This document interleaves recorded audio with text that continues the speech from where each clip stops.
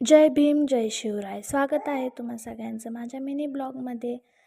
संध्याकाळची वेळ होती, 4 वाजलेले होते. तर हिला चारणं म्हणजे खूप मुश्किल आहे आणि त्यात आता ही एवढी पळायला लागली ना, तिच्या मागं पळून पळूनच तिला असं चारावं लागतंय.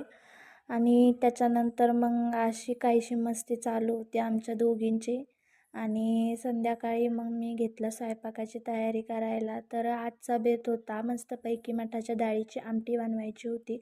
आता ही आमटी माझ्या मम्मीची खूप फेवरेट आहे. आता मम्मीला जसं जमती ना तशी माझ्या आमटीला टेस्ट येत नाही. पण बनवत असते मी. तर मस्तपैकी तेल टाकलं, तेलामध्ये लसूण होऊ दिला अगोदर, मस्तपैकी फ्राय करून घेतला. तो थोडासा लालसर झाल्याच्या नंतर त्याच्यामध्ये मी जो बारीक केलेला मसाला होता तो टाकून दिला. मसाला मस्तपैकी फ्राय करून घ्यायचा. आता जोपर्यंत या मसाल्यातून तेल येत नाही तोपर्यंत फ्राय करून घ्यायचा. आणि त्याच्यानंतर हळद टाकली. हळद टाकलीच्या नंतर जी मी डाळ शिजवून ठेवलेली होती, बाजूला काढलेली होती, ती त्यात टाकून दिली.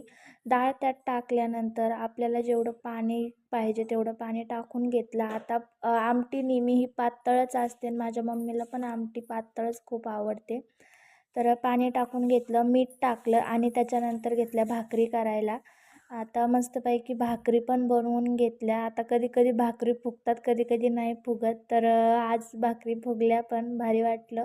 आणि त्याच्यानंतर बसलो आम्ही जेवायला. तर असा काहीसा बेत होता. सो भेटूया, बाय बाय.